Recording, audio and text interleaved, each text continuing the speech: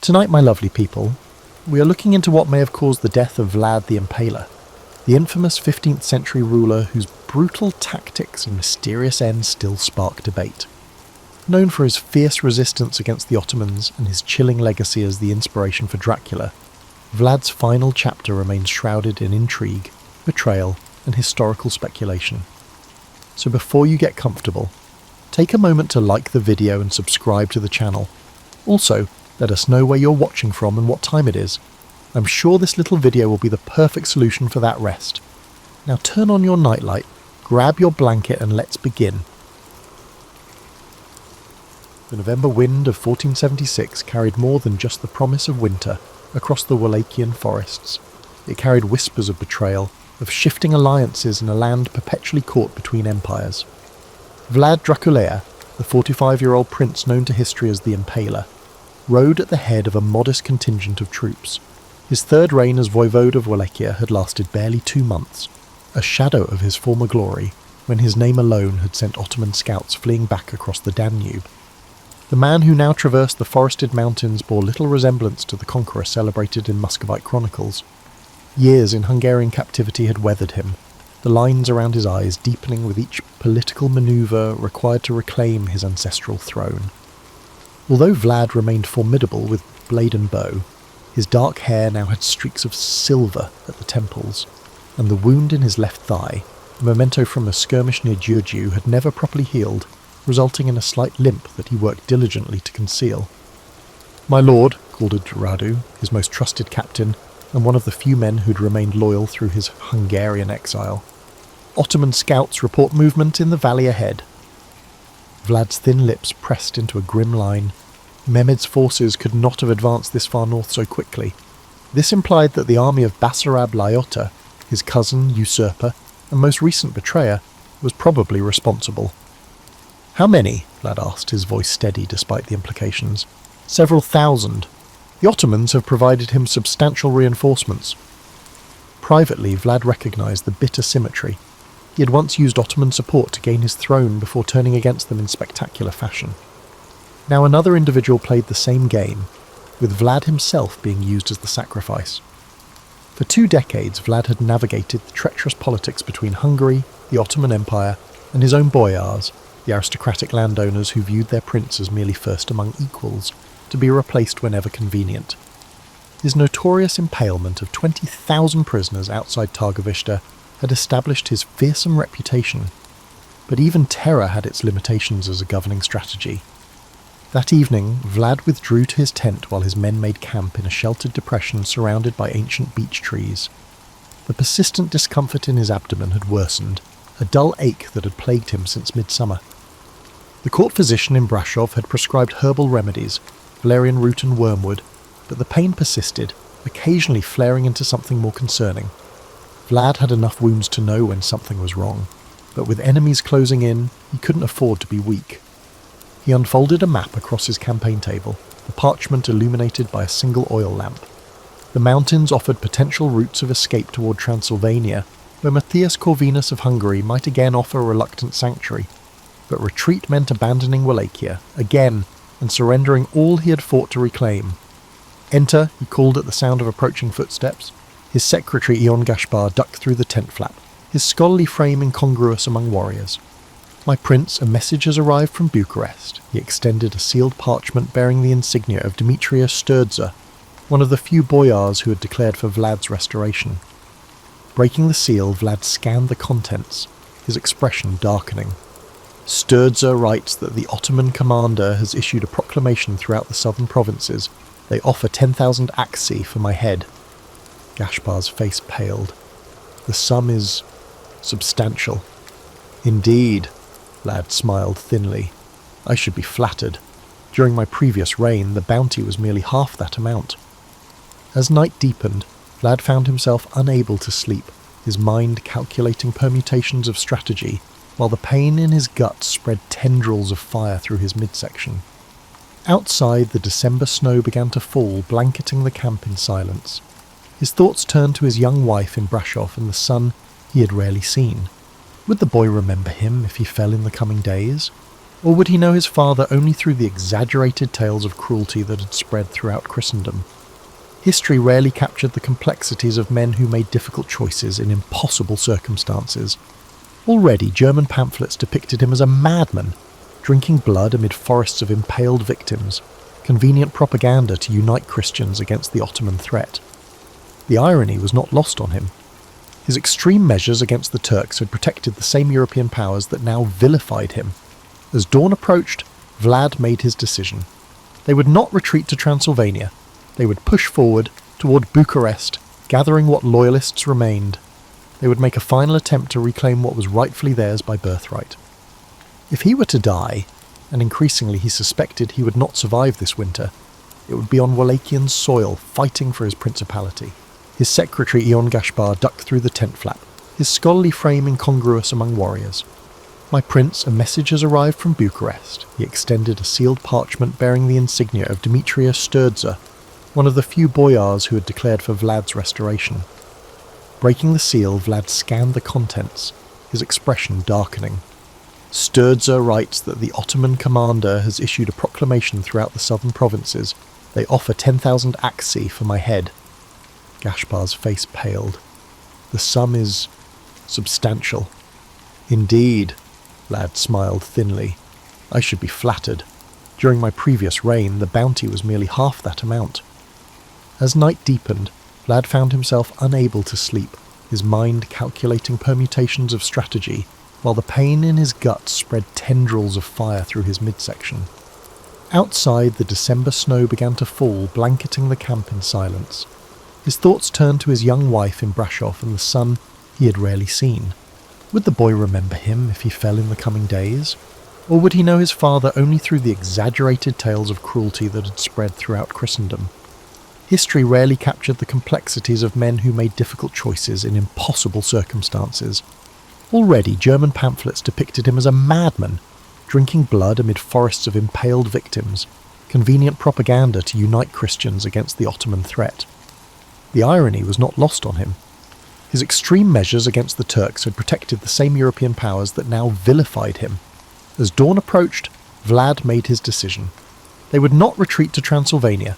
They would push forward toward Bucharest, gathering what loyalists remained. They would make a final attempt to reclaim what was rightfully theirs by birthright. If he were to die, and increasingly he suspected he would not survive this winter, it would be on Wallachian soil, fighting for his principality. Despite Gaspar's protest that he was barely standing, Vlad insisted on mounting his horse when dawn broke. A prince of Wallachia does not travel in a litter like some Ottoman concubine, he asserted, despite the exertion of getting into the saddle leaving him drenched in perspiration. They diverted from their planned route, taking a treacherous goat path that wound through a series of limestone ravines. By midday, even Vlad recognised he could go no farther. They made camp in a defensible position overlooking a narrow valley, posting triple sentries despite their dwindling numbers. As twilight approached, Nikolai returned from a scouting expedition, his young face grave. "My prince, Basarab's forces have split into 3 columns. They searched the forest systematically. The nearest group is perhaps 2 hours behind us." Vlad nodded, resignation settling over him like the winter snow accumulating on the branches above. He had cheated death many times, survived assassination attempts, battlefield wounds, years of imprisonment. But now, with his body failing and betrayal lurking among his final loyal men, he recognised the approaching end. That night, as the others slept, Vlad penned letters, one to his wife instructing her to flee with their son to the Saxon stronghold of Sibiu, another to King Matthias of Hungary requesting protection for his family in exchange for intelligence on Ottoman military arrangements. The pain in his abdomen had become a constant companion, a burning coalescence of agony that radiated outward with each heartbeat. As he sealed the letters with wax, Vlad wondered whose version of his story would survive. The vengeance-obsessed tyrant, the brutal but effective bulwark against Ottoman expansion, or simply another fallen prince in the bloody tapestry of Balkan politics. Could it be all three, or none at all? He had learned that whoever remained to tell the story would write history. By December 20th, Vlad could no longer hide his deteriorating condition. The fever came in waves, leaving him alternately burning and shivering. More concerning was the progressive swelling and discoloration spreading across his abdomen, a purplish hue that Dragomir, with his battlefield medical experience, recognised as a harbinger of serious internal damage. "You've been poisoned, my prince," the old warrior stated bluntly as he examined Vlad in the privacy of his tent. "The pattern suggests arsenic administered in small doses over months. It explains the gradual weakening, the pain, and the digestive disturbances you've hidden from us." Vlad's expression remained impassive, though his mind raced through possibilities. "Not months.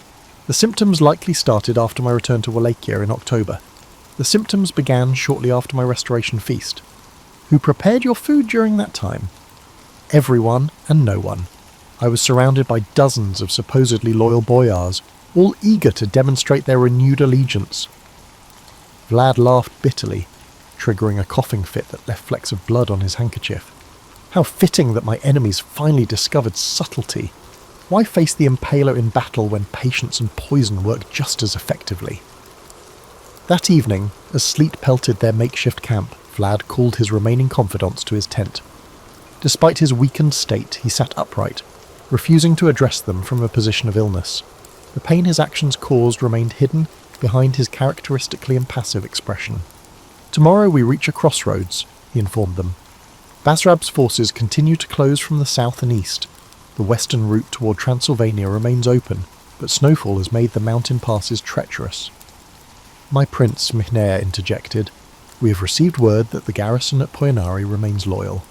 If we can reach the fortress, we could withstand the siege until reinforcements arrive from your Hungarian allies." Vlad's gaze sharpened. "What reinforcements? Matthias Corvinus has made no promises. More likely he watches from Buda, waiting to see which corps to support after the battlefield is cleared." "Then perhaps it is time to consider terms with Basarab," suggested Gashbar cautiously. "Your life might be spared in exchange for formal renunciation of your claim." The silence that followed was broken only by the crackle of the brazier heating the tent. All present knew Vlad's history, how his father and elder brother had been murdered despite promises of safe conduct, how betrayal had been the constant companion of his family for generations. "My claim is my birthright," Vlad finally responded, his voice dangerously soft. "I would sooner feed my entrails to the crows than surrender it to a puppet dancing on Ottoman strings." He paused, studying each face. "But neither will I lead you all to certain death for my ambition. Each of you has demonstrated loyalty beyond what any prince deserves. At dawn, those who wish to seek terms with Basarab may depart with my blessing. I will continue to Poenari." Although no one mentioned leaving, Vlad observed a brief flicker in Nicolay's youthful eyes, not out of cowardice, but from the natural human desire to survive beyond the approaching days. Vlad did not begrudge him this instinct. Unlike the boyars, who had repeatedly betrayed him throughout his reigns, these men had proven their worth. Later, alone except for Radu standing guard outside, Vlad examined the progression of the poison's work in the polished metal mirror he carried. The sclera of his eyes had yellowed, and the veins visible beneath his increasingly translucent skin carried a darker hue than normal. An experienced physician, one with knowledge beyond the limitations of contemporary Wallachian medicine, must intervene, or his prognosis will be clear. He had perhaps 2 weeks, possibly less if the physical exertion of evading Basrab's forces accelerated the poison's spread. He might not have enough time to reclaim his throne, but he might have enough to ensure his legacy was carried on through his young son. More immediately concerning was the progressive weakness that would soon render him unable to ride or fight, a vulnerability he could not afford with enemies drawing closer by the hour. That night, he drafted coded instructions and sewed them into the lining of Nicolay's cloak, directions to a cache of gold and documents hidden during his previous reign, resources that would prove valuable to his heirs if properly secured. The young man's nervous energy made him the most likely to slip through enemy lines successfully if their situation deteriorated further. By morning, fresh snowfall had covered their tracks, providing temporary concealment as they moved northwest toward the Argesh River Valley. Vlad rode at the centre of their formation, rather than in the lead, a concession to his condition that required no verbalization. During the day's journey, he nearly lost consciousness twice, and was saved from falling only by Dragomir's vigilance as he rode beside him. They set up camp in a limestone cave overlooking the river, where the natural formation not only provided shelter, but also limited the possible approaches. As Minea and Nikolai hunted for fresh meat to supplement their dwindling provisions, Vlad spread maps across a flat stone, strategizing alternative routes should their primary path to Poyanari be compromised. The poison progresses quickly, Dragomir observed quietly, joining him at the makeshift table. You need rest, my prince, not more planning. Rest awaits in the grave, Vlad replied without looking up. Until then, we move forward. Forward to what end? Even if we reach Poyanari, my condition is not your concern, Vlad interrupted sharply. Then relenting slightly, I have survived Hungarian dungeons, Ottoman pursuers, and countless assassination attempts. This current difficulty is merely another obstacle. But both men recognized the hollow optimism in his words. The poison now coursing through his veins was an enemy that could not be impaled, beheaded, or outmaneuvered. It advanced with the inexorable patience of death itself, a worthy opponent for a man who had made violence an art form in defense of his troubled principality. On December the 23rd, with Basarab's forces closing from multiple directions, Vlad and his dwindling company sought shelter in an unexpected sanctuary. Deep in the forested foothills of the Fagarash Mountains stood a hunting lodge that had belonged to Vlad's family for generations, a simple structure of stone and timber, unremarkable except for what lay beneath it. Few remember this place exists, Vlad explained as Radu forced the weathered door open. My grandfather built it not for hunting game, but for hunting men. Inside, beneath rotting floorboards that Minea and Dragomir pried away, stone steps descended into darkness. The narrow staircase opened into a subterranean chamber carved directly into the bedrock, a room perhaps 30 feet square, with smaller cells branching off the central space. Ancient manacles hung from the walls, and channels carved into the stone floor converged at a central drain. The faint, lingering smell of old death permeated the air despite the decades since its last use. The House of Bone, Dragomir murmured, with recognition. I heard tales from the old veterans who served your grandfather. They claimed he extracted confessions from Hungarian spies here during the campaigns of the 1420s. More than confessions, Vlad replied, lowering himself carefully onto a stone bench, each movement now causing waves of pain to radiate from his poisoned core. Information, alliance structures, military dispositions. My grandfather understood that properly applied pain yields knowledge, and understanding is the true currency of power in our position. While Nikolai and Gaspar secured the perimeter of the hunting lodge, Minea inventoried their remaining supplies. The situation was grim. Food for perhaps 3 more days at half rations, minimal medical supplies, and ammunition for only a brief defence should they be discovered. That evening, as a heavy snowfall provided temporary concealment from pursuers, Vlad's condition deteriorated sharply. The fever that had been intermittent now burned constantly, and the pain in his abdomen had become so severe that even breathing shallowly caused spasms of agony. Increasingly frequent bouts of vomiting brought up dark blood, and his urine carried an alarming reddish tint. The poison attacks the liver and kidneys, Dragomir explained to the others, while Vlad slept fitfully in an adjacent chamber. Without proper treatment, medicines available perhaps in Constantinople or Venice, but not here in the wilderness.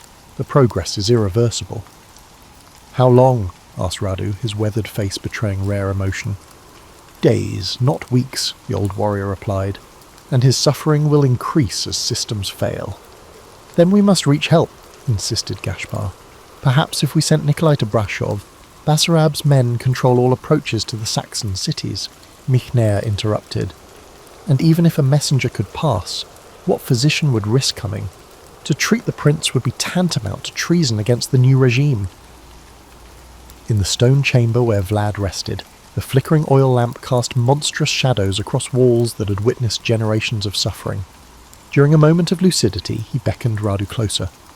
I need parchment and ink, he whispered, his once commanding voice now ragged. When the materials were brought, Vlad's trembling hand produced a map and accompanying instructions, the location of his personal treasury, hidden during his second reign and known only to him. Not the official treasury of Wallachia, which had been depleted by successive wars and regime changes, but his private accumulation of gold, jewels, and portable wealth. This will secure my son's future, he explained to Radu. Ensure it reaches him when he's of age. Until then, the Saxons of Sibiu will protect him and my wife if properly compensated.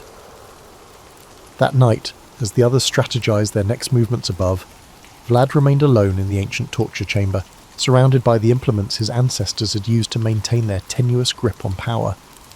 The symmetry was not lost on him. The man known throughout Europe as history's great torturer was now suffering his own prolonged and agonizing end.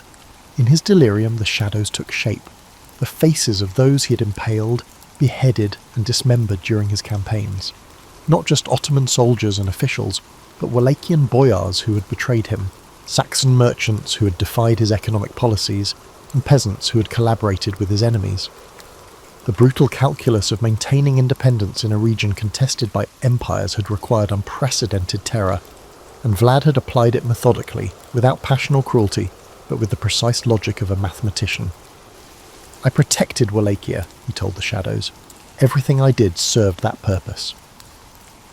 The accusatory silence from the gathered spirits offered no absolution. Dawn brought new complications.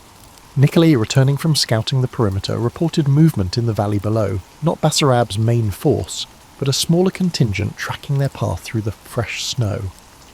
30 men, perhaps 40, the young fighter reported. Moving cautiously, they found traces of our passage despite the snowfall. Radu's expression darkened. They should not have found this trail. It's known to few outside the prince's inner circle. "The traitor among us has sent signals," Vlad stated from the stairway entrance, where he stood leaning heavily against the stone wall. Despite his deteriorating physical condition, his mind remained razor-sharp. "Light 3 fires on the eastern slope, arranged in a triangle." McNair looked confused. "My prince, that would reveal our position." "Precisely." Vlad's fevered eyes gleamed with the strategic intellect that had kept him alive through decades of intrigue. "But not to whom they expect."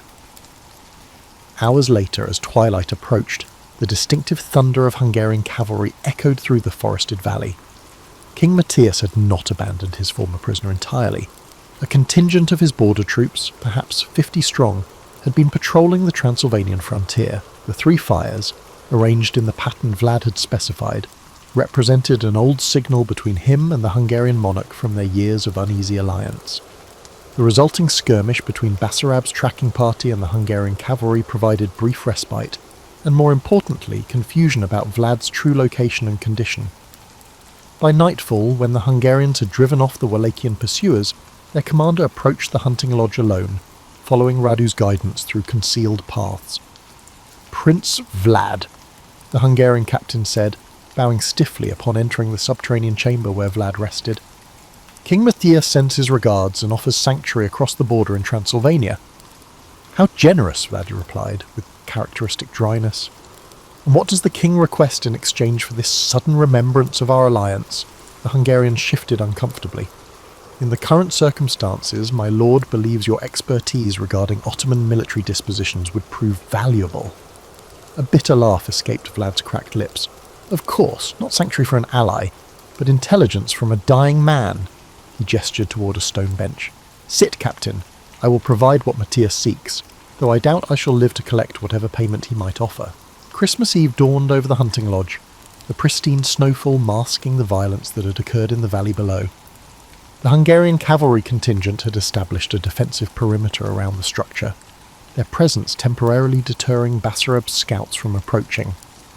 Inside, an impromptu war council had assembled in the main chamber above the subterranean cells. Captain Tibor Bathory of the Hungarian border forces sat opposite Vlad, who had insisted on being carried upstairs rather than conducting business from what he darkly referred to as my deathbed below. Despite the prince's deteriorating condition, his jaundiced complexion and the visible tremors of Lier that occasionally seized his limbs, his mind remained focused on the strategic situation. "Basarab will not risk confrontation with Hungarian forces," Vlad stated, his voice weaker but still carrying the authoritative tone that had commanded armies. "Not without explicit Ottoman backing, which would take weeks to arrange in winter." "My orders are to escort you to Fagarash Castle," Bathory explained. "King Matthias has prepared secure quarters there. His personal physician awaits your arrival." The unspoken reality hung heavily in the room, that even with the immediate medical attention, Vlad's poisoning had progressed too far for recovery. This rescue was merely Matthias Corvinus ensuring that Vlad's considerable knowledge of Ottoman military structures and Wallachian politics wouldn't be lost with his passing. "And my men?" Vlad inquired, gesturing to his 5 remaining loyalists. "They will receive royal protection as well," Bathory confirmed, though King Matthias specifically requested that Secretary Gashbar bring all correspondence and documents in his possession. Vlad's gaze shifted briefly to Gashbar, noting the secretary's momentary discomfort. The Hungarian interest in his administrative papers suggested concerns beyond mere military intelligence, perhaps questions about Vlad's diplomatic outreach to Venice or his correspondence with rebellious elements in Ottoman Bulgaria. "We depart at first light tomorrow," Bathory continued. "The mountain pass remains navigable, but another snowstorm approaches from the west." After the Hungarian captain withdrew to consult his lieutenants, Vlad motioned for his inner circle to gather closer, his voice dropping to ensure privacy. "I will not reach Fagarash alive," he stated matter-of-factly. "The journey alone would finish what the poison has begun, and Matthias knows this. His concern is not my survival, but controlling the narrative of my death and whatever secrets I might reveal in my final hours." "Then we refuse Hungarian escort," Michelin suggested, his hand instinctively moving to his sword hilt. "Make our own way to Poyanari as planned." Vlad shook his head slowly. "The strategic situation has changed. Basarab's forces have likely blocked all approaches to Poyanari by now, and my condition," he gestured dismissively toward his swollen abdomen. "I cannot ride. I can barely walk. I could potentially pose a threat to your survival." A heavy silence settled over the group. For men who had defined their existence through loyalty to their prince, the prospect of abandoning him, even at his instruction, was nearly unthinkable. "There is another option," Vlad continued after a moment, "one that serves multiple purposes." His fevered eyes seemed to burn with renewed clarity. "Captain Bathory stated we depart at dawn. Radu, Michelin and Nikolai will accompany my litter with the Hungarians. Dragomir and Gashbar will disappear during the night, taking alternate routes to deliver messages and secure certain items of importance." He produced several sealed documents from within his doublet, documents he had been preparing during moments of lucidity over the past days. "Dragomir will deliver this package to my wife in Brashov, along with instructions for reaching Saxon protection in Sibiu. Gashbar will take this second packet to the monastery at Snagov, where certain loyalists await direction." What remained unspoken was Vlad's suspicion that at least one among them had betrayed him, likely the same person who had facilitated his poisoning months earlier. By separating his remaining followers, he increased the chances that at least some of his final commands would be executed faithfully. As night deepened and the Hungarians maintained their watchful perimeter around the lodge, Vlad requested privacy in the subterranean chamber where he had spent the previous night. Only Radu remained nearby, standing guard at the top of the stone staircase. In the flickering lamplight, Vlad produced a small leather pouch from among his possessions. Inside lay a gold signet ring bearing the dragon emblem of the Order of the Dragon, the organisation his father had belonged to, and from which the family name Draculea derived. Alongside it rested a small Orthodox crucifix of Byzantine craftsmanship and a folded piece of parchment containing a prayer written in his mother's hand decades earlier. These personal effects, not the elaborate royal regalia that had been lost during his various exiles, but the modest items that connected him to his lineage, were all that remained of Vlad's personal legacy. He wrapped them carefully, adding a letter to his young son, and sealed the package with wax, impressed by his thumb rather than his official seal. When Radu descended the stairs later to check on his prince, he found Vlad kneeling in prayer before an improvised altar, the crucifix placed upon the same stone table where his grandfather had extracted confessions through methodical torture.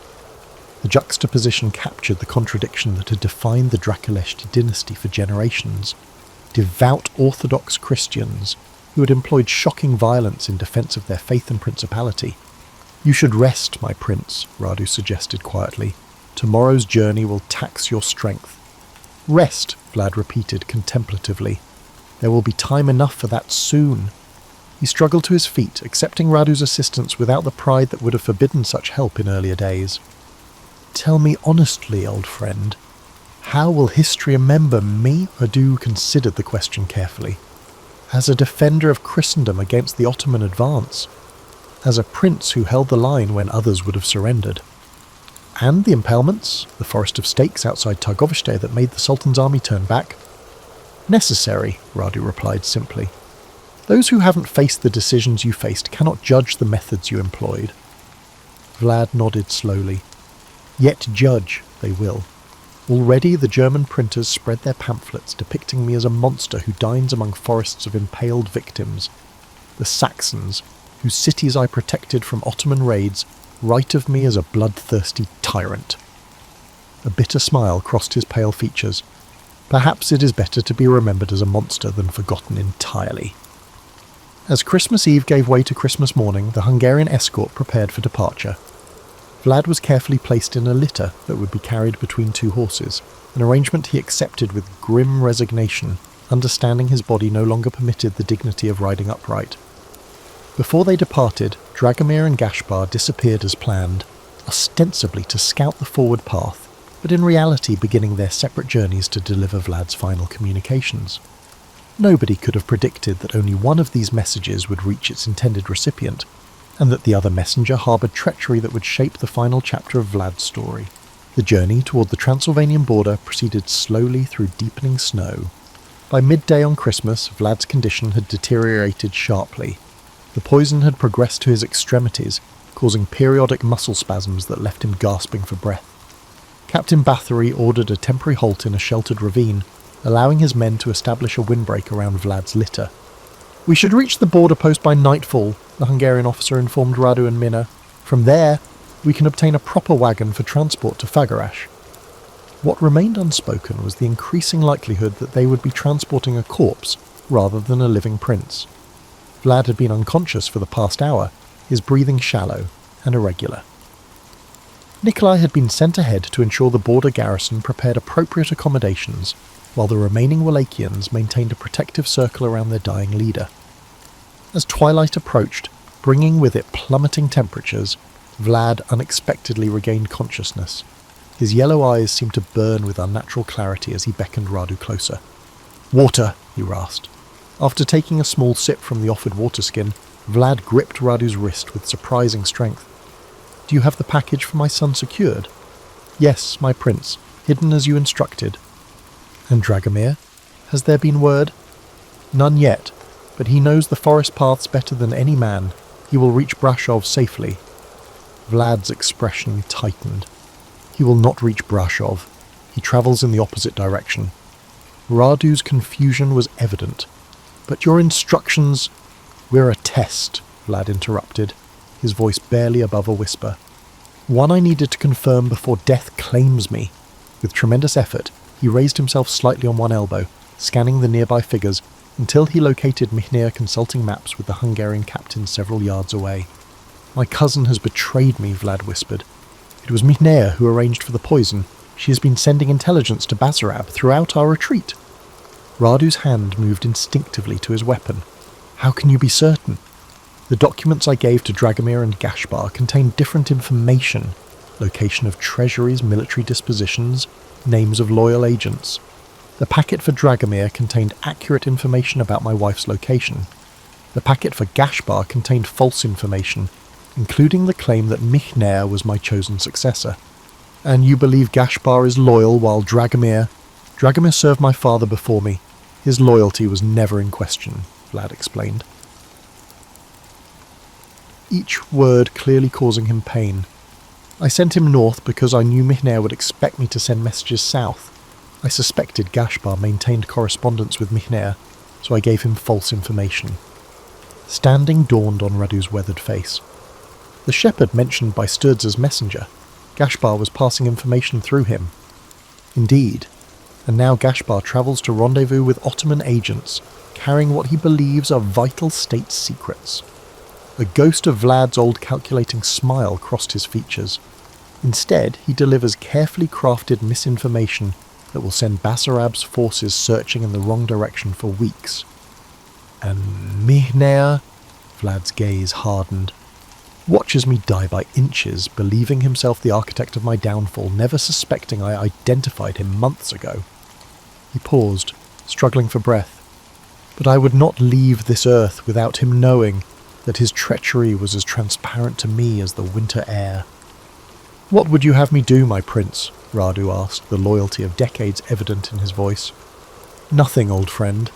The Hungarians will protect him as part of their agreement with Basarab, another betrayal by Matthias that I anticipated. Vlad's voice weakened further. Let Minea live with the knowledge that he did not deceive me, that even dying I remained one step ahead of his schemes. As night descended fully over the Carpathians, a small cavalcade reached the Hungarian border fortress. Vlad was transferred to a proper bed in the commander's quarters, though all present recognised that death approached swiftly. The poison had reached his extremities, turning his fingertips black, while the yellowing of his skin had deepened to an alarming bronze hue.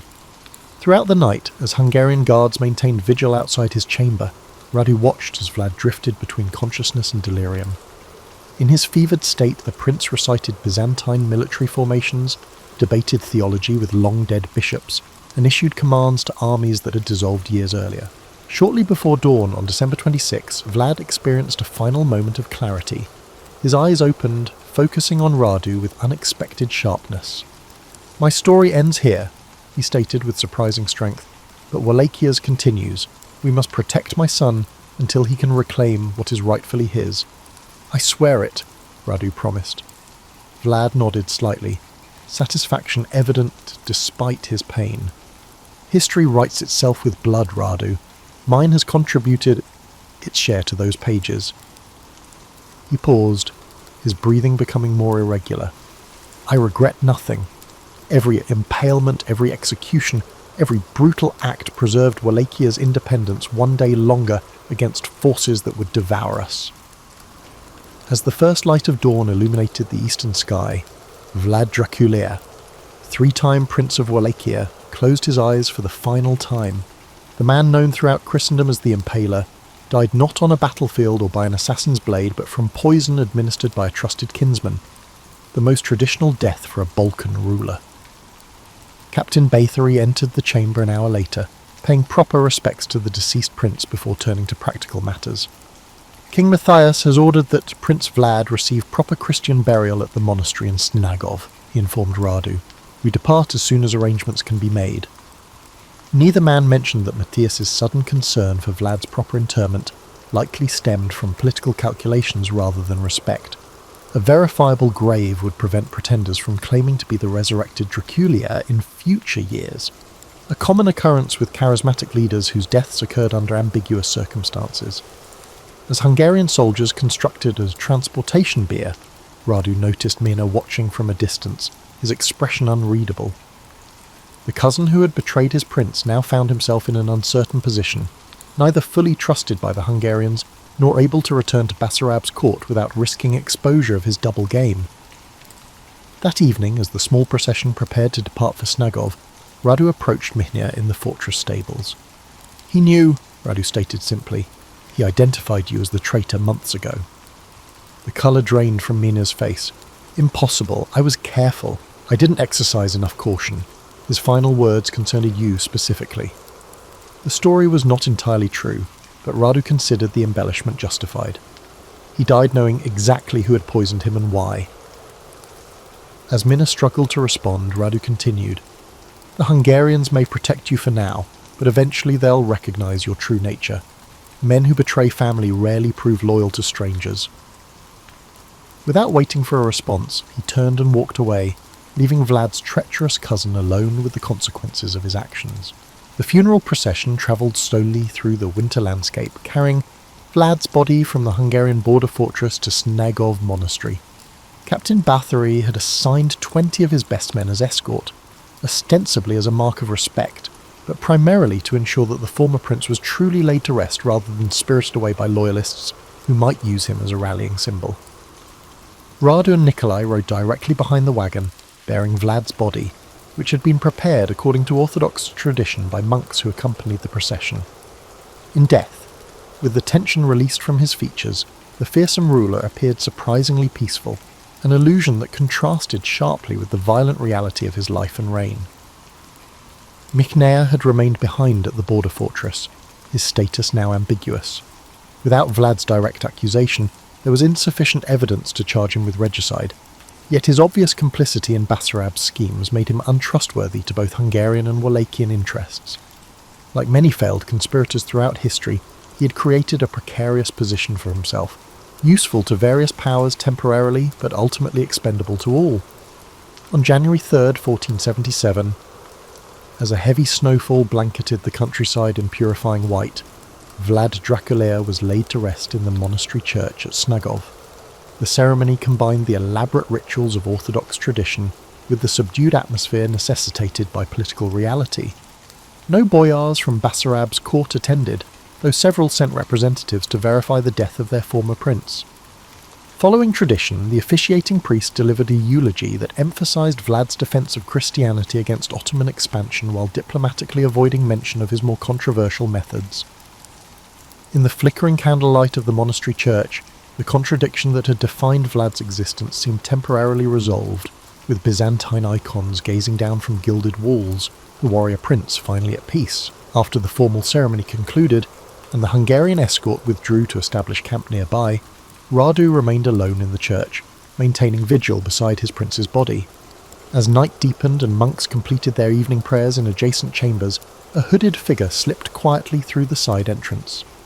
"I wasn't certain you would come," Radu commented, without looking up. Dragomir pushed back his hood, snow melting from his grizzled beard in the church's relative warmth.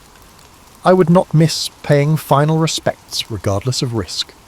Did you deliver the package as instructed?" The old warrior nodded. The princess and her son are safely established in Sibiu, under Saxon protection. The documents and gold will ensure their security for years to come. He paused, studying the peaceful face of his deceased master. So it was poison after all. "It was administered gradually over months," Radu confirmed, "likely beginning during the Restoration Feast in October.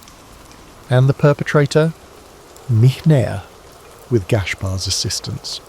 The prince identified them both before the end." Dragomir's weathered face hardened. "Then justice must—" "The prince expressly forbade vengeance," Radu interrupted.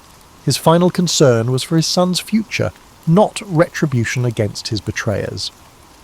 The two veterans of countless campaigns stood in contemplative silence, their shared history with the dead man before them, spanning decades of Wallachier's turbulent existence. Eventually, Dragomir spoke again.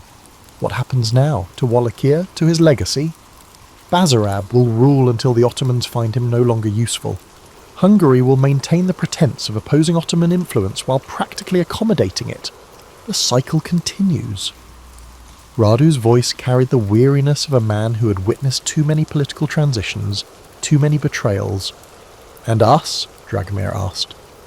"Nikolai will return to his family's lands near the western border. I've instructed him to maintain communication with certain loyal elements, but to avoid obvious political engagement. As for you and me," Radu paused, "our obligations now extend to the young prince. He will need protection and guidance when he eventually seeks to reclaim his father's throne." Outside the monastery walls, the January wind carried swirling snow across Lake Snagov, the frozen surface reflecting moonlight like polished silver. Within hours, official messengers would depart for Constantinople, Budapest and Venice, carrying formal notification of Vlad Draculair's death. Diplomats and spies throughout Europe would adjust their calculations accordingly, while ordinary citizens in villages from the Danube to the Rhine would tell increasingly elaborate stories about the bloodthirsty Wallachian prince. What none could have anticipated was how those stories would evolve over subsequent centuries, how the historical figure of Vlad the Impaler would gradually transform through German folk tales, Victorian literature, and eventually cinema, into the supernatural character of Count Dracula. The actual man, complex, brutal but effective, ultimately poisoned by his cousin, would fade behind the fictional vampire created by Bram Stoker 4 centuries later. Yet for those who had known him, who had fought alongside him in defence of Wallachian independence, Vlad remained neither monster nor myth, but a ruler shaped by the harsh realities of 15th century Balkan politics. His methods had been extreme, though his vengeance terrifying, but his fundamental objective, preserving his principality's autonomy between expanding empires, had been achieved repeatedly against overwhelming odds. In the years following Vlad's death, as Ottoman influence expanded throughout the region, many Wallachians would look back on his reign with complex nostalgia. The terror he had employed became, in cultural memory, a symbol of strength rather than cruelty, evidence that a small principality could temporarily halt the advance of empires through sheer force of will. The historical record would later become muddled regarding Vlad's final resting place. Some chronicles assert that the Sultan, who had once been his hostage, sent his head to Constantinople as proof of his death. Others maintain that loyalists secretly removed his body from Snagov to a more secure location to prevent desecration by enemies. Archaeological investigations in the 20th century would yield inconclusive results, adding further mystery to the ending of a life already shrouded in legend. What remained certain was that Vlad Draculaea died as he had lived, surrounded by betrayal yet maintaining strategic clarity until his final breath. The poison that claimed his life represented the culmination of personal and political vendettas accumulated through 3 turbulent reigns. Yet even in death, through careful planning and the loyalty of men like Radu and Dragomir, he had established contingencies to protect his bloodline and legacy. On the morning following the funeral, as Hungarian escorts prepared to depart, Abbot Nectrier of Snugov approached Radu with a sealed manuscript.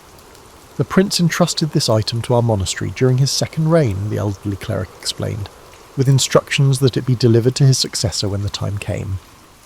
Radu accepted the document, recognizing Vlad's distinctive seal.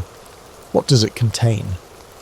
"I do not know its contents," the abbot replied, but he called it his testament, not of material possessions, but of knowledge accumulated through years of rule.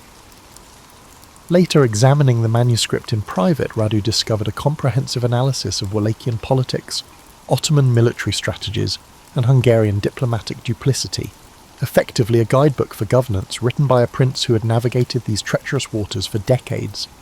The final page contained a personal message to Vlad's son, written in his hand. "Power maintains itself through fear when love is unavailable. I chose fear because our circumstances permitted no alternative. Perhaps your time will offer different possibilities. Rule as conditions require, not as sentiment prefers." The dragon's shadow protected Wallachia, when the dragon's claws could not. As spring gradually reclaimed the Carpathian landscape in 1477, the political situation stabilised into a new equilibrium. Basarab Lajota cemented his control over Wallachia with Ottoman support, while Hungarian influence concentrated on Transylvania. The border regions returned to their traditional state of uneasy coexistence, punctuated by occasional raids and diplomatic adjustments. The story of Vlad the Impaler, his extraordinary methods of maintaining power, his resistance against Ottoman expansion, and his ultimately unsuccessful struggle against internal betrayal, became gradually incorporated into the broader narrative of Eastern European resistance against imperial domination. His cultural afterlife eventually overshadowed his significant but temporary historical impact, serving as the inspiration for fictional vampirism. Yet for those who truly understood Balkan politics of the 15th century, Vlad represented something more complex than either hero or villain. He embodied the desperate measures required of small states caught between expanding empires. His poisoning by a trusted kinsman merely confirmed the dangerous reality he had navigated throughout his life, where family connections provided no immunity from betrayal. In the quiet monastery church at Snegov, where candles burned perpetually for his soul according to Orthodox tradition, Vlad Draculaea found a peace that had eluded him in life. Whether his physical remains actually rested beneath the stone floor became less important than the legacy of determined resistance he had established, a template for national identity that would resonate through Romanian consciousness for centuries to come. The mystery surrounding his final days and death, like many aspects of his controversial life, would still stimulate debate among historians, writers, and ordinary citizens fascinated by the man behind the mythology.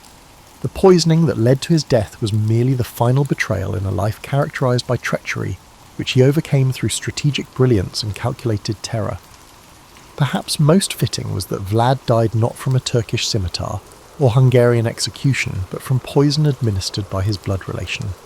A death that embodied the Byzantine complexity of Balkan politics he had navigated throughout his remarkable life. In this, as in many aspects, the historical reality of Vlad the Impaler proved more nuanced and ultimately more intriguing than the supernatural fiction that would later bear his family name. And so we've come to the end of our story. Rumours, betrayals and silence shroud what may have caused Vlad the Impaler's death. Tonight's story wandered through blood-stained battlefields, dimly lit corridors of conspiracy, and the echoes of a man feared even in death. We didn't just explore how he might have died, We looked at why his death mattered and how legends often outlive the truth. If your thoughts are still restless, don't worry. More stories are waiting to guide you toward calm, gently pulling you from dark histories into deeper rest. It's a privilege to share these moments with you. You deserve sleep, even when the past refuses to be quiet. Now I'll sit by the fire, sip something warm, and let the final whispers of Wallachia dissolve into the hush. Sweet dreams, my friends, and as always, sleep tight and good night.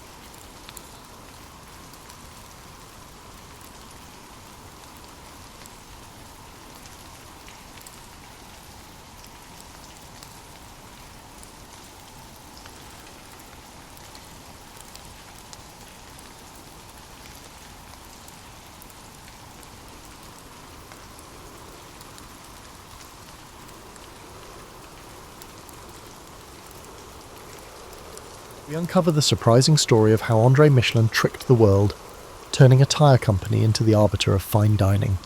Through clever marketing and visionary thinking, Michelin transformed the way people travel, eat and view quality itself. This is the story of a brand, a guide and the long game of global influence.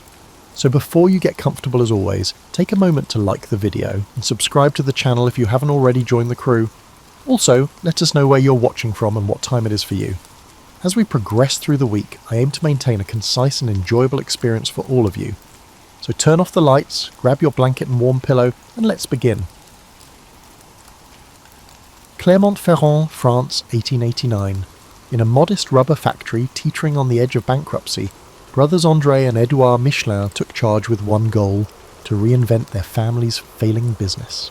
The company, Michelin Essier, had been selling farm equipment and vulcanized rubber goods since 1832, but by the late 19th century it needed a new direction. André, a trained engineer, and Edouard, an artistic soul-turned industrialist, believed that the future lay on the roads, specifically in providing the tyres for France's nascent automobile age. The trouble was that in 1889, even bicycles, which were exploding in popularity, were constantly waylaid by punctures on rough, primitive roads. Their first breakthrough came unexpectedly, courtesy of a weary cyclist. One day a man trudged into their workshop with a bicycle tyre punctured beyond quick repair. At the time, most tyres were glued tightly to the wheel, making flats an hours-long ordeal to fix. Such punctures were a very common occurrence given road conditions of the day.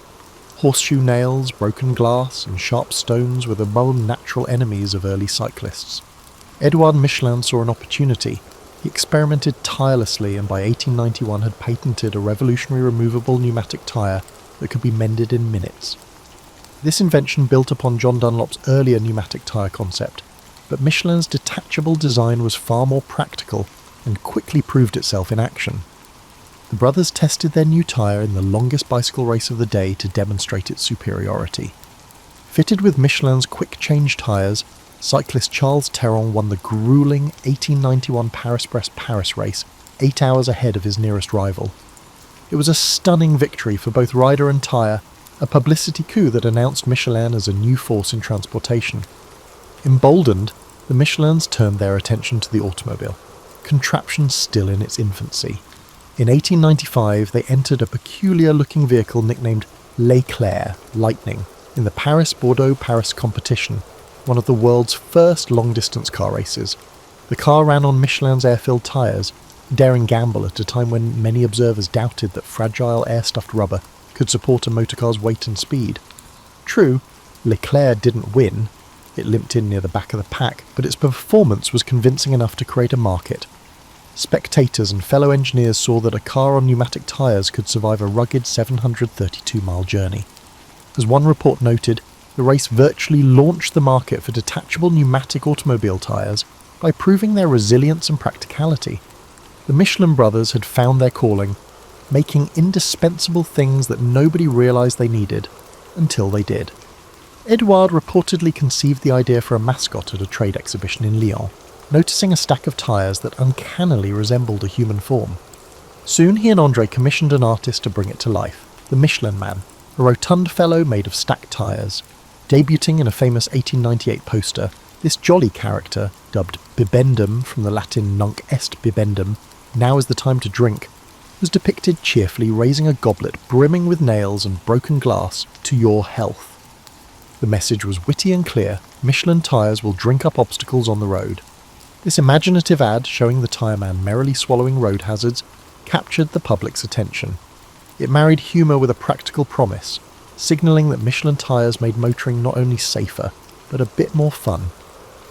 The Michelin Man quickly became one of the world's first truly iconic advertising characters, a testament to the brothers' flair for marketing surprises.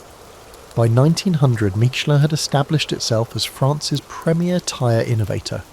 Yet the market remained small.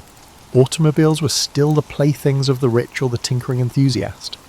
There were fewer than 3,000 cars on all the roads of France as the new century dawned. For Michelin to thrive, more people needed to buy cars, and drive them far enough to wear out their tyres. André Michelin understood that selling tyres wasn't just about the rubber. It was about selling the adventure of motoring itself. If France's rutted lanes could be transformed into more welcoming pathways, perhaps many more citizens would be enticed to get behind the wheel.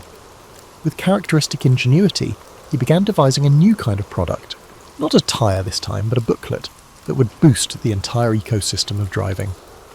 Little did anyone suspect that this next idea would become Michelin's greatest legacy of all. Taking an automobile on a cross-country journey was a daring expedition in the early 1900s. Imagine embarking on a 200-mile drive with no road signs, no reliable maps, and no guarantee you'd find fuel or a mechanic if things went awry. For instance, in 1905, Parisian gentlemen embarking on a journey to the French Riviera would pack extra petrol tins and tools, anticipating the unexpected at every corner. Car travel was truly an adventure, and André Michelin keenly understood that drivers needed guidance and reassurance. To support their customers' journeys, he and his brother compiled a slim red-covered handbook, the Guide Michelin, filled with everything a motorist might need. Technical tips on tyre repair, lists of garages and fuel depots, recommended hotels and eateries, and even maps and handy town indexes. Michelin even included a whimsical cartoon in the guide, showing a weary traveller collapsing under an armload of maps and manuals, only to be rescued by an outstretched hand offering a single book, the Michelin Guide. The message: one small volume could replace a trunk full of disparate references. The first Michelin Guide, 1900, was a free booklet for motorists full of practical information. André Michelin predicted, "This book appears with the century, it will last as long as it does." The first Michelin Guide made its debut in 1900, strategically timed to the Paris World's Fair. At the bustling exposition that year, which drew an astonishing 50 million visitors, attendees could pick up a free copy of this new motorist guidebook, which catalogued hundreds of French towns and advised where to find lodging, meals, gas, and reliable repairs.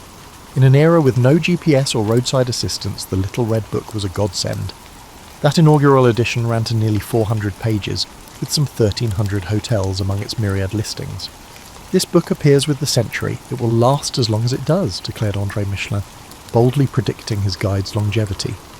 Indeed, the guide quickly became more than a directory.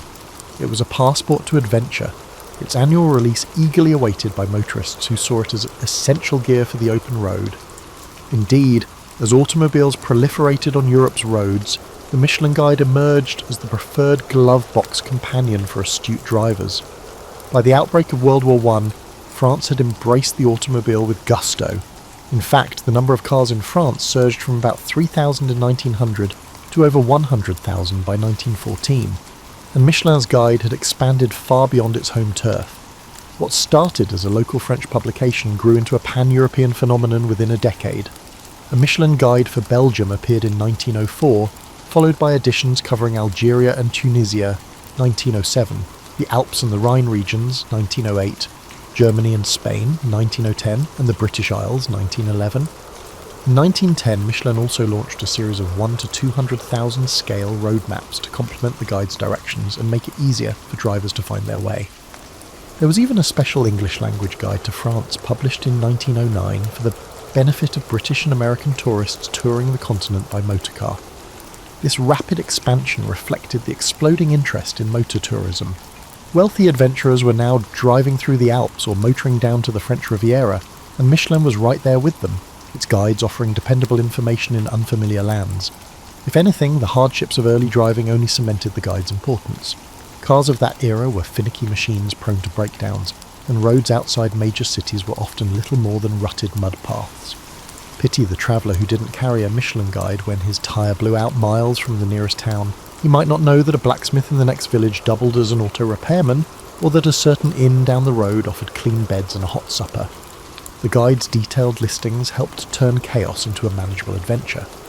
As war loomed in 1914, the Michelin Guide had firmly established itself as part of the motoring routine. Publication was suspended during World War I, when Europe's focus turned from leisure travel to survival. But the groundwork was laid. Motoring had arrived as a way of life for the well-to-do, and thanks to Michelin's prescient strategy, a tyre company's giveaway guide had become an authority in its own right. The stage was set for even bigger transformations after the war, not least the guide's evolution from a utilitarian road aid into the venerated culinary Bible we know today. From its inception, The Michelin Guide served as more than just a simple guide for drivers. It represented a brilliant marketing strategy. André Michelin realised that if people drove more, they'd wear out their tyres faster and need replacements, boosting Michelin's sales. So what better way to spur road travel than to give drivers a reason to hit the road? The free guide served as a tyre company's valuable tool, inspiring motorists to make longer and more frequent journeys. In modern terms, Michelin was pioneering content marketing, offering valuable information to customers to stimulate demand for its core product, long before anyone coined that phrase. Nearly 35,000 copies of the inaugural 1900 edition were distributed at no charge, handed out to chauffeurs, garage owners and anyone who owned, or even aspired to own an automobile. Before long, drivers considered the Michelin Guide nearly indispensable, as essential as a spare tyre or a road map on any long drive. The message was never buy our tyres, yet every page quietly served that goal by making motoring easier. For 2 decades, Michelin poured resources into this project, printing and updating the guide annually without earning a cent from it. The company stocked petrol stations and repair shops with stacks of the free red guide, confident that every road trip it encouraged would eventually lead to more worn-out tyres in need of replacement. This ploy worked brilliantly, perhaps too well. As motoring moved from fad to mainstream, the guide's distribution soared in tandem. France counted over 230,000 cars on the road by 1920, a huge leap from fewer than 3,000 2 decades earlier, and many new drivers wouldn't dream of setting out without the latest Michelin Guide in the glove box. By 1920, some people had become so accustomed to the guide that they began to take it lightly. According to company law, when André Michelin stopped by a garage one day, he was shocked to see his beloved guide being used to prop up a workbench. Outraged and perhaps a little heartbroken, he immediately declared the end of the free Michelin Guide era. Man only truly respects what he pays for, he reportedly declared. Thereafter, the guide was no longer a giveaway, but a product in its own right. Sold for about 7 francs, roughly $2, a not insignificant sum at the time, and revamped for a new era of motoring. The Michelin Guide's 1920 edition marked a significant milestone. Freed from the constraints of being purely promotional, the guide's content was refined and elevated. All advertising was stripped out to reinforce its impartiality. New features appeared, including a list of hotels in Paris and an expanded directory of restaurants, now grouped by category and cuisine. What had begun as a handy road atlas was transforming into something of a travel handbook for the discerning motorist. Readers wanted more than just gas stations. They were increasingly turning to Michelin for dining and lodging advice. Sensing this shift, the Michelin brothers made a shrewd move. They hired a team of anonymous field inspectors to visit establishments and quietly evaluate them. Recognising the growing influence of the guide's restaurant section, the company understood that consistent, trustworthy restaurant reviews would be crucial. These undercover diners, the first of their kind, fanned out to sample meals without ever revealing their affiliation. It was an unprecedented commitment to quality control, ensuring that a Michelin recommendation truly meant something to the travelling public. By the mid-1920s, the Michelin Guide had evolved from a tyre company pamphlet to a more ambitious guide. Its original purpose to get people driving had succeeded beyond expectation, and its reputation for fair, thorough recommendations was growing. Not coincidentally, Michelin's tyre sales were booming as well. The brothers had become leading suppliers to Europe's fledgling auto industry, buoyed by the growing ranks of motorists they helped create. Now this little red book was evolving from a glovebox staple into a symbol of discernment and credibility. As one observer noted, early car enthusiasts even liked to keep a Michelin Guide matching their vehicle's model year in the glove box as a badge of honour. This set the groundwork for Michelin's next brilliant move, transforming a tyre company's travel guide into the world's most influential authority on fine dining. In 1926, Michelin quietly introduced a new feature that would forever change the guide's destiny: star ratings. That year, a small star symbol appeared next to the names of select exceptional restaurants. 5 years later, in 1931, the hierarchy of 1, 2 and 3 stars was introduced, creating a graduated honour roll of dining excellence. A single star denoted a restaurant that was excellent in its category. 2 stars signified excellent cooking worth a detour, and the coveted 3 stars meant exceptional cuisine worth a special journey. The wording was telling. Michelin was still in the business of inspiring journeys. By 1933, 23 restaurants in France held 3-star status, Their kitchens instantly vaulted into the culinary stratosphere. Chefs regarded Michelin stars as the highest recognition, and a 3-star ranking had the power to transform a remote country inn into a global destination for gourmets. In 1931, Michelin also swapped the guide's cover from its original blue to a now iconic red, cementing the identity of the Red Guide that endures to this day. One journalist later noted that the Little Red Guide, often referred to as the Bible of gastronomy, holds significant influence among restaurateurs. Over the ensuing decades, the guide's influence only grew. Restaurants vied passionately for Michelin's approval, knowing that a star or 3 could bring prestige and prosperity. The guide's judgments, with their concise descriptions and iconic stars, established a benchmark that profoundly influenced the concept of fine dining. Even war could only briefly interrupt its authority. World War II forced a pause in publication, but in 1944 the Allied forces famously requested a special reprint of Michelin's last pre-war guide because its roadmaps of France were the most detailed and reliable available. After the war, as Europe rebuilt, Michelin cautiously resumed its gourmet guardianship, initially imposing an upper limit of 2 stars given the era's food shortages, before restoring 3-star awards in 1951 as haute cuisine bounced back. By then, the Michelin Guide was entrenched as the arbiter of French fine dining, and its reach was extending further afield. What began as a parochial handbook for French motorists had evolved into an international institution. Michelin published its first guide to Italy in 1956, though no restaurant earned a star in that inaugural Italian edition, and rolled out guides across the continent in subsequent years. A Michelin guide for Great Britain and Ireland reappeared in 1974 after a long hiatus, signalling the guide's pan-European scope. In 2005, the company finally crossed the Atlantic, debuting a New York City guide, and soon afterward it entered Asia with guides for Tokyo, 2007, and Hong Kong and Macau, 2008. In its first Tokyo edition, Michelin awarded an unprecedented 8 restaurants the top 3-star rating, declaring Tokyo the new world leader in gourmet dining even ahead of Paris.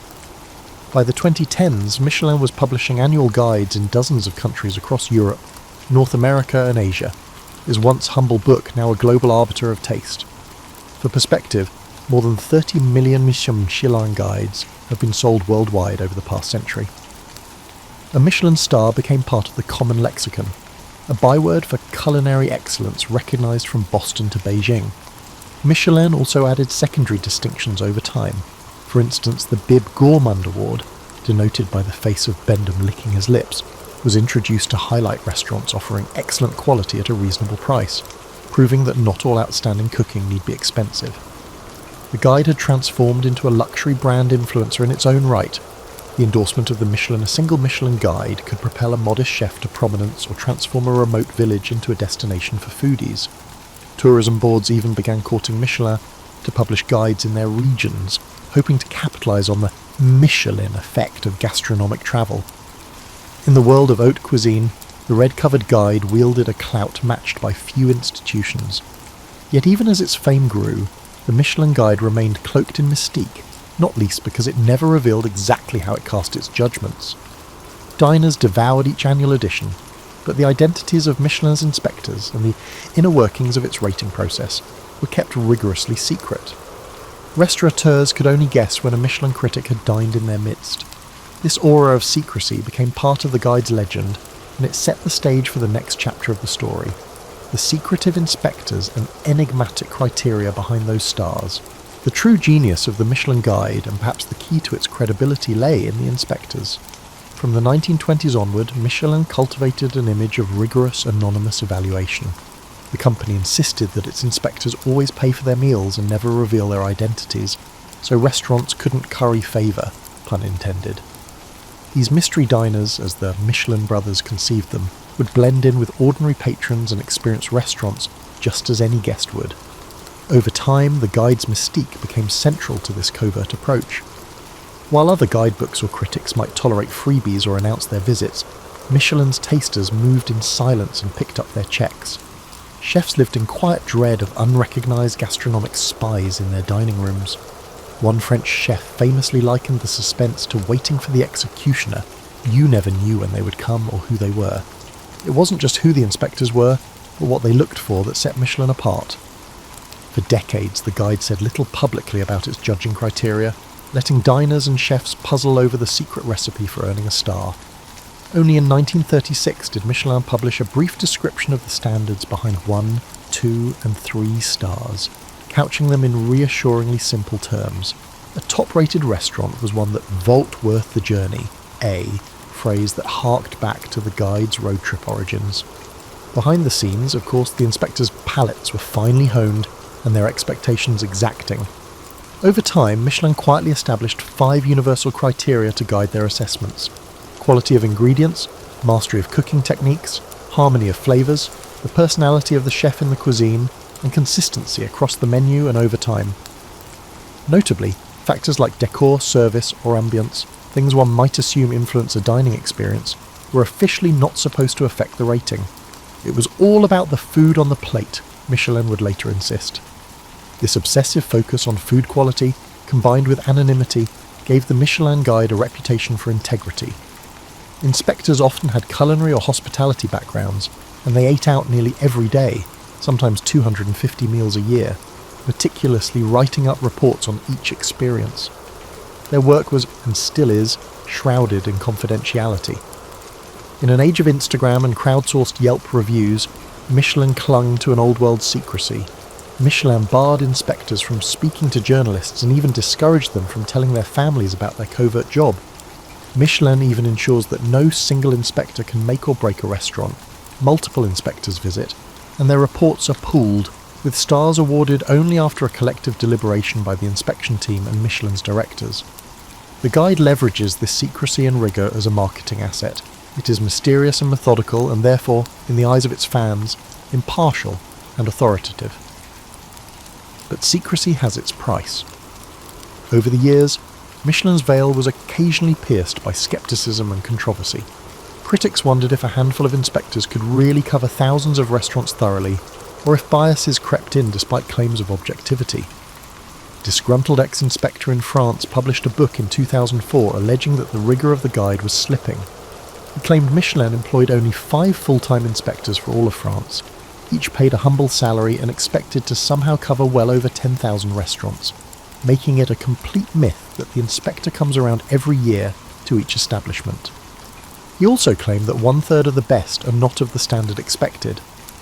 Michelin vehemently denied the accusations, noting that Remy had been dismissed after allegedly trying to extort money to keep his diary unpublished, and the guide's overseers insisted their standards remained as strict as ever. However, the exposé revealed a hidden organisation. Despite such drama, the guide's prestige proved resilient. Few diners outside the industry remembered the episode for long. The Michelin brand of excellence had decades of trust behind it, and no competing guide managed to unseat its authority. To this day, for most chefs and gastronomes, Michelin's inspectors remain enigmatic figures, wielding power with their pens and forks and keeping alive the allure of an honour that is, at least in principle, purely merit-based. As Michelin's influence grew, so did the stakes for those under its gaze. A Michelin star could make a career, but the pressure to keep it could also break one. The tales of this uneasy love-hate relationship with the Red Guide abounded in the culinary world. In 2003, renowned French chef Bernard Loiseau tragically took his own life, an act widely linked to fears. He was about to lose one of his 3 Michelin stars, a downgrade that ultimately did not occur. His death echoed across France, spurring public debate about the enormous stress placed on chefs. The legendary Paul Bocuse lambasted the culture of "I'll give you a star, I'll take one away," and how critics' ratings toyed with chefs' lives.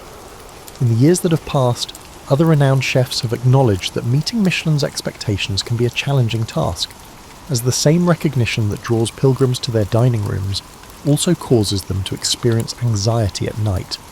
Some chefs have even attempted to dethrone Michelin. In 2017, Sébastien Bray, the chef of a 3-star restaurant located in rural Laguiole, shocked the gastronomic world by requesting that Michelin remove his restaurant from its guide. After nearly 2 decades at the summit, he yearned to cook without the shadow of constant judgment, to be free from the pressure, as he explained in a video announcement. Michelin reluctantly agreed to his request, an almost unheard of concession, though a couple of years later Braz found himself back in the guide, stars and all, after Michelin decided its assessments would remain independent of chefs' wishes. Braz's public renunciation ignited conversations about whether the pursuit of perfection demanded by Michelin had gone too far. He wasn't alone in his ambivalence. Other celebrated chefs had both revered the guide and resented it. In 2019, the eminent French chef Marc Veyrat went so far as to sue Michelin after his restaurant was demoted from 3 stars to 2, claiming the inspectors had made a factual error. The saga was dubbed Cheddargate in the press. The court ultimately threw out his case. Such dramas underscore the intense emotions experienced by those minority chefs. Beyond individual chefs, there are broader cultural critiques. For decades, Michelin was accused of a French and Eurocentric bias, of favouring stiff white tablecloths and classical techniques over more diverse or homey culinary experiences. In the 2000s and 2010s, as gastronomic awareness blossomed globally, Michelin expanded its reach across Asia, the Americas and beyond, seeking to stay relevant. It surprised skeptics by awarding stars to humble street food stalls such as a hawker stand in Singapore known for $2 noodle bowls. This was Michelin's way of saying excellence can be found anywhere, not only in gilded temples of haute cuisine. And yet debates continued. Did Michelin truly understand local food cultures, or was it imposing its standards? Was a starred sushi bar in Tokyo evaluated using the same criteria as a fine dining salon in Paris? Such questions provided endless fodder for food lovers and fuel for Michelin's rivals. What is clear is that a Michelin star creates a profound economic and emotional ripple effect. Restaurants that earn one often see bookings skyrocket overnight, allowing them to raise prices and invest in their craft. Entire regions have bet on the Michelin effect to boost culinary tourism, sometimes even reportedly subsidising the guide's expansion into their cities. And civic pride is now intertwined with star count.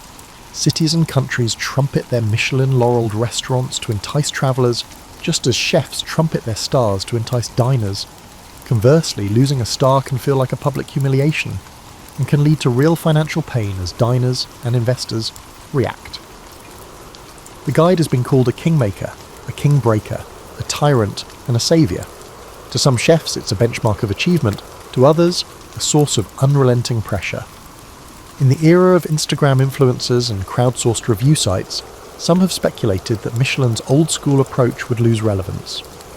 But the continued obsession with its verdicts suggests that its star system still holds a unique sway over chefs and diners, a fact as astonishing today as it was a century ago.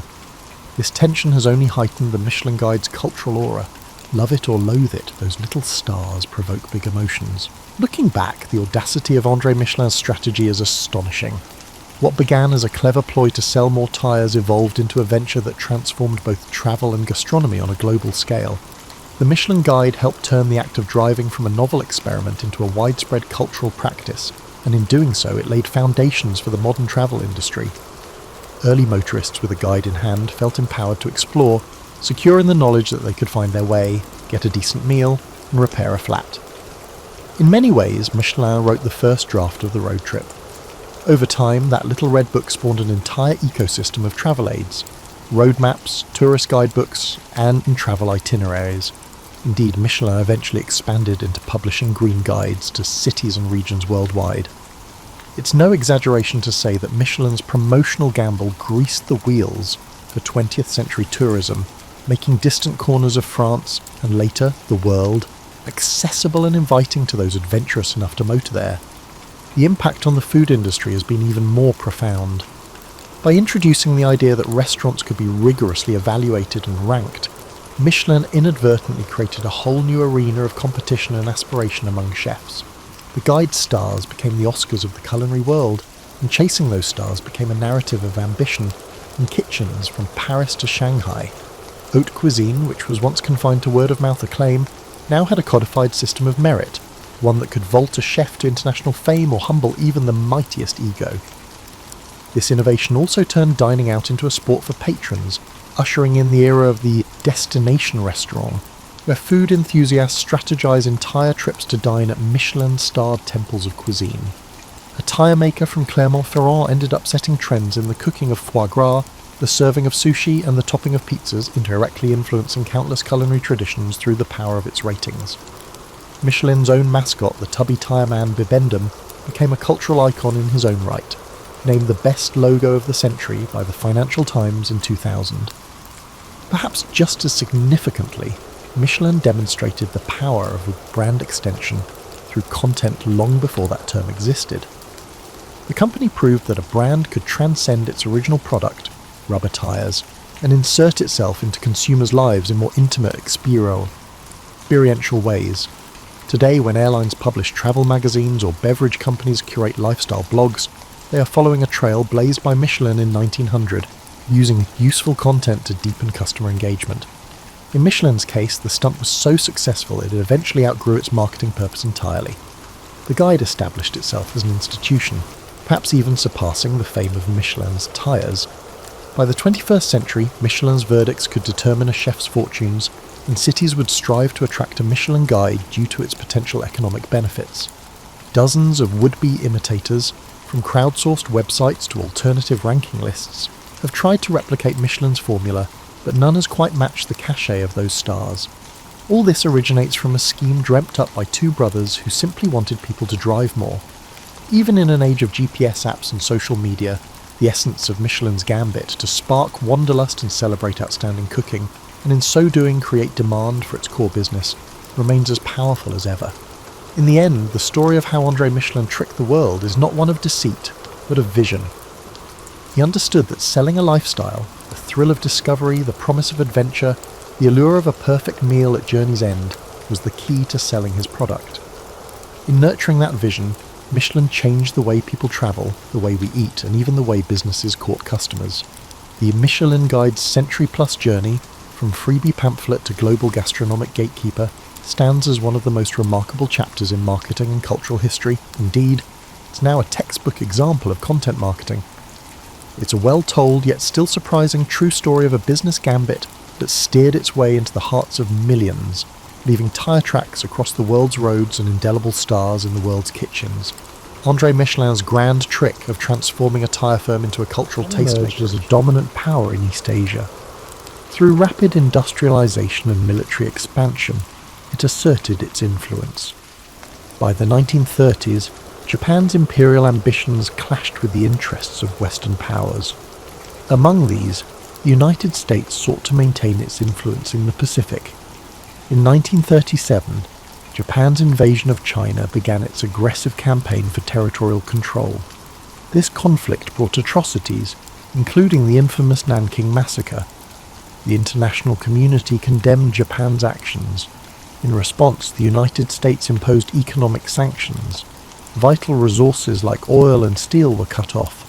For Japan, these sanctions were crippling. Its military and industrial capabilities were under threat. The Japanese government saw the sanctions as an existential crisis, and so they began to prepare for war. On December 7, 1941, Japan launched a surprise attack on Pearl Harbor. This devastating strike crippled the US Pacific Fleet in Hawaii. The goal? Eliminate American naval power in the Pacific. This would give Japan free rein to expand its empire. While the attack dealt a significant blow, it galvanized the United States. Within days, America declared war on Japan. This marked the nation's full entry into World War II. After Pearl Harbor, Japan's military advanced rapidly. Territories like the Philippines, Singapore, and parts of Indonesia fell to their forces. The Japanese seemed unstoppable, dominating the Pacific with unrelenting campaigns. But in May 1942, cracks began to show. The Battle of the Coral Sea became a turning point. This costly engagement marked the first time Japan's expansion was checked. The United States stopped Japan from capturing Port Moresby in New Guinea. This preserved a critical Allied position. Despite this setback, Japan remained confident. Its military leaders, particularly Admiral Isoroku Yamamoto, planned a decisive battle. Yamamoto's strategy was ambitious. He aimed to lure the US fleet into a trap by attacking Midway Atoll. Midway was remote but strategically vital. Its proximity to Hawaii made it a key target. If captured, Midway would allow Japan to extend its defensive perimeter. It might even threaten the American mainland. Unbeknownst to the Japanese, the United States had a crucial advantage. American cryptographers, led by Lieutenant Commander Joseph Rochefort, had broken Japan's naval codes. Through intercepted communications, US intelligence uncovered the plan. The attack on Midway, codenamed Operation MI, was no longer a secret. Armed with this knowledge, Admiral Chester W. Nimitz took action. As commander of the US Pacific Fleet, he devised a bold counter-strategy. Rather than falling into Yamamoto's trap, Nimitz planned to ambush the Japanese fleet. In preparation, Nimitz assembled his forces. The US Navy had 3 carriers available: USS Enterprise, USS Hornet, and USS Yorktown. The Yorktown, damaged during the Battle of the Coral Sea, was a critical piece. Repaired in record time, it returned to action just in time for the fight. These carriers, along with their escorts and aircraft, represented America's best hope. This was their chance to turn the tide in the Pacific. On the morning of June 4th, 1942, the battle began. Japanese aircraft launched waves of attacks on Midway Atoll. Bombs rained down, targeting airstrips and defences. The defenders, though heavily outnumbered, fought valiantly. Anti-aircraft fire and fighter planes took a toll on the attackers. Yet Midway suffered significant damage. Even so, the Japanese failed to achieve their primary goal, neutralising Midway's air power. As the Japanese prepared for a second wave, the Americans struck back. Carrier-based aircraft launched a bold counterattack. The first waves of US torpedo bombers faced devastating losses. Their slow, outdated planes were no match for the agile Japanese Zero fighters. Many brave crews were lost, but their sacrifice distracted the Japanese defences. This left the enemy fleet vulnerable. At a critical moment, American dive bombers arrived. They found the Japanese carriers, Akagi, Kaga, and Soryu, completely exposed. The ships were refueling and rearming planes. Their decks were crowded with explosives. The American bombers struck with devastating precision. Direct hits ignited explosions and fires. Akagi, Kaga, and Soryu were consumed by flames. This was a catastrophic blow to Japan's naval power. The 4th Japanese carrier, Hiryu, launched a counterstrike. It managed to severely damage the USS Yorktown, but the Americans regrouped quickly. They launched a final attack, sinking Hiryu by the end of the day. All 4 Japanese carriers were destroyed. This marked a turning point, not just in the battle, but in the war itself. The fighting continued for several days. The Japanese attempted to regroup and retreat. By June 7th, it was over. The United States had achieved a decisive victory. Japan's primary carriers were sunk. Their ability to project power in the Pacific was crippled. The loss was catastrophic for Japan. Over 3,000 sailors and airmen were killed. Their fleet suffered irreparable damage. The Battle of Midway marked a turning point. Japan, once seemingly invincible, was now on the defensive. The United States began a bold campaign of island hopping. Strategic locations were captured one by one. Step by step, they pushed closer to Japan. Midway reshaped the nature of naval warfare. The battle proved the central role of aircraft carriers. It signalled the end of the battleship era. Beyond its strategic significance, Midway is remembered for its human cost.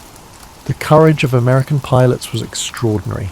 They faced overwhelming odds with determination. The resilience of sailors aboard the Yorktown and other ships was inspiring. Their sacrifices showed the strength of the human spirit, even in the face of adversity. Today, Midway Atoll is a wildlife refuge. Its calm waters and quiet shores stand in contrast to the chaos it once endured. This peaceful place is a testament to those sacrifices. It reminds us of the price paid for peace. The story of Midway teaches us many things: the power of strategy, the importance of intelligence, and the unity needed to overcome the greatest challenges. As you rest tonight, reflect on this story. Picture the vast Pacific Ocean. Imagine its waves, now peaceful and still. Think of the bravery of those who fought for a brighter future. Let their sacrifices bring you calm and hope. The impact of Midway did not end with the sinking of Japan's carriers. Its effects echoed across the Pacific and beyond. For Japan, the loss was a strategic disaster. 4 carriers were destroyed: Akagi, Kaga, Soryu, and Hiryu. These ships were the core of the Imperial Japanese Navy's striking force. Their destruction ended Japan's ability to conduct large-scale offensives. The loss of experienced pilots and aircrew was another blow. Unlike the United States, Japan struggled to replace its forces. Its industrial capacity and training programs were limited. The expertise of the aviators lost at Midway was irreplaceable. This left the Japanese fleet at a growing disadvantage in later battles. For the United States, Midway was a game-changer. Victory allowed the US to shift from defense to offense. The Pacific, once dominated by Japan, began to change. American morale soared. The victory proved Japan's expansion could be halted and reversed. For the first time, the Allies had a clear path forward. The island-hopping strategy followed soon after. Allied forces targeted key Japanese-held islands. They bypassed heavily fortified positions, choosing strategic locations instead. Each island captured brought the Allies closer to Japan's home islands. Japanese supply lines were cut off, isolating their forces. One of the first campaigns to build on Midway's success was the Battle for Guadalcanal, which began in August 1942. This grueling 6-month campaign saw the United States gain its first major foothold in the Pacific. It marked the beginning of Japan's long retreat. The lessons learned at Midway, particularly the importance of air superiority in carrier-based operations, were applied repeatedly in the battles that followed. The psychological impact of Midway was equally profound. For Japan, the defeat shattered the aura of invincibility that had surrounded its navy. The loss of the carriers that had spearheaded the attack on Pearl Harbor was a blow. It was a blow not only to Japan's military capabilities, but also to its national pride. The morale of Japanese troops and citizens began to waver. The realization set in: victory might not be achievable. For the United States and its allies, Midway was a source of inspiration and determination. The victory demonstrated that careful planning, intelligence, and courage could overcome even the most formidable adversaries. It strengthened the resolve of Allied forces and galvanized the American public, who now saw a path to ultimate victory in the Pacific. The Battle of Midway also highlighted the evolving nature of naval warfare. The era of the battleship, long considered the dominant force in naval strategy, was over. Midway confirmed that aircraft carriers and their air groups were the new kings of the sea. Control of the skies became the determining factor in naval engagements. This shift would influence military doctrine for decades to come. The role of intelligence in the battle cannot be overstated. The work of American codebreakers, who deciphered Japan's naval plans, provided a critical advantage. This allowed the United States to prepare and execute its ambush. This achievement underscored the importance of information and communication in modern warfare. It set the stage for the development of sophisticated intelligence operations in future conflicts. As the war progressed, the impact of Midway became increasingly evident. The Japanese Navy, once a dominant force, found itself unable to mount large-scale operations. Meanwhile, the United States, with its unmatched industrial capacity, continued to build and deploy new carriers, planes, and ships. By 1944, the balance of power in the Pacific had shifted decisively in favor of the Allies. Today, the story of Midway is remembered not just as a battle. It is a testament to the resilience, ingenuity, and bravery of those who fought there.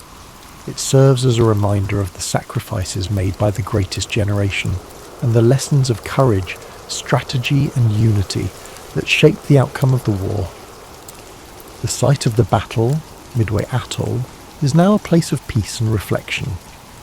Designated as a national wildlife refuge, it is home to a rich diversity of marine and bird life. A far cry from the chaos of war that once engulfed its waters, the atoll stands as a symbol of renewal and a tribute to the resilience of nature and humanity alike. As you reflect on the events of the Battle of Midway, imagine the vast, quiet expanse of the Pacific, its waters calm and still under a starry sky. Let the courage and determination of those who fought fill you with a sense of gratitude and inspiration. Their sacrifices remind us of the strength and resilience within each of us and the enduring hope for peace. After the decisive American victory at Midway, the Imperial Japanese Navy found itself in a precarious position. With the loss of 4 carriers, over 300 aircraft and their experienced crews, Japan's ability to project power across the Pacific was irreparably weakened. The battle also exposed critical flaws in Japan's strategic planning and overconfidence. Despite early successes in the war, the Japanese High Command underestimated the United States' industrial capacity, intelligence capabilities, and the sheer determination of its forces. Midway was a psychological blow to Japan. The once dominant Japanese Navy now faced a growing and increasingly confident American fleet. This loss of momentum had a cascading effect on Japanese strategy. Without the naval supremacy they had relied upon, Japan was forced into a defensive posture, scrambling to protect its remaining territories and resources. Meanwhile, the United States capitalized on its victory to push forward with its island-hopping campaign. This strategy involved bypassing heavily fortified Japanese strongholds in favor of capturing strategically significant islands. Each island seized became a stepping stone toward Japan itself, providing bases for air operations, supply lines, and staging areas for future assaults. One of the first major campaigns following Midway was the Battle for Guadalcanal, which began in August 1942. Guadalcanal was a grueling and protracted campaign, lasting 6 months and testing the endurance of both American and Japanese forces. The lessons learned at Midway played a crucial role in this battle, particularly the importance of air superiority and naval coordination. Guadalcanal marked the first significant offensive by Allied forces in the Pacific and further demonstrated Japan's inability to sustain its initial advances. The importance of logistics and industrial capacity, highlighted by Midway, became even more apparent as the war progressed. The United States, with its vast industrial resources, was able to replace ships, aircraft, and personnel at a pace that Japan could not match. For every carrier Japan lost at Midway, the US was building multiple new carriers, along with the planes and crews needed to operate them. This overwhelming production capacity allowed the Allies to maintain pressure on Japan across multiple fronts. The Battle of Midway also influenced the development of naval warfare tactics and technology.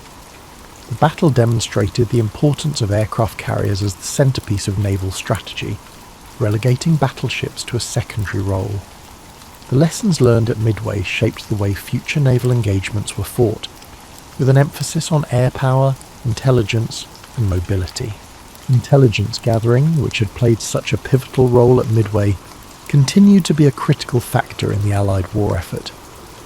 The success of American cryptographers in breaking Japanese codes allowed the US to anticipate and counter Japanese moves throughout the war. This advantage helped secure victories in battles such as the Philippine Sea and Leyte Gulf, further eroding Japan's ability to wage war. As the war drew closer to Japan's home islands, the effects of Midway became even more pronounced. The loss of carriers and pilots at Midway created a gap in Japan's naval and air capabilities that it could never fully close. By the time of the Battle of the Philippine Sea in 1944, often referred to as the Great Marianas Turkey Shoot, Japanese pilots were so inexperienced that American forces decimated them with relative ease. This imbalance in skill and resources can be traced back to the setbacks Japan suffered at Midway. The legacy of Midway extends beyond its military and strategic implications. It became a symbol of resilience, ingenuity, and the importance of unity in the face of adversity. For the United States, the victory at Midway represented a turning point in a war that had begun with the devastating losses at Pearl Harbor. It demonstrated that the American spirit, coupled with innovation and strategy, could overcome even the most formidable challenges. The men who fought at Midway left a lasting impact on history. Their courage and sacrifice are remembered not just in the annals of military history, but also in the hearts of those who understand the profound cost of war. Many of the pilots, sailors and officers who served in the battle went on to play key roles in subsequent campaigns, carrying with them the lessons and experiences of Midway. Today, the site of the battle remains a place of quiet reflection. Midway Atoll, now a national wildlife refuge, is home to diverse marine and bird life, a stark contrast to the chaos that once engulfed its waters. The peaceful serenity of the atoll serves as a poignant reminder of the cost of war and the enduring hope for peace. The story of Midway is one of triumph and tragedy, of strategy and sacrifice. It is a reminder of the resilience of the human spirit and the importance of standing firm in the face of adversity. As we reflect on this pivotal moment in history, let us remember the bravery of those who fought, the lessons they taught us, and the enduring legacy of their actions. Picture the calm waters of the Pacific, the waves gently lapping against the shores of the atoll. Imagine the bravery of those who took to the skies and seas, their sacrifices shaping the course of history. Let their legacy remind you of the strength and resilience within us all. Thank you for joining us tonight on History and Sleep. May the story of the Battle of Midway bring you reflection, perspective, and a deep sense of gratitude. Sleep well, and may your dreams be filled with the quiet strength of those who came before us, and the enduring hope for a better world. Sweet dreams, and drift off to sleep with rain.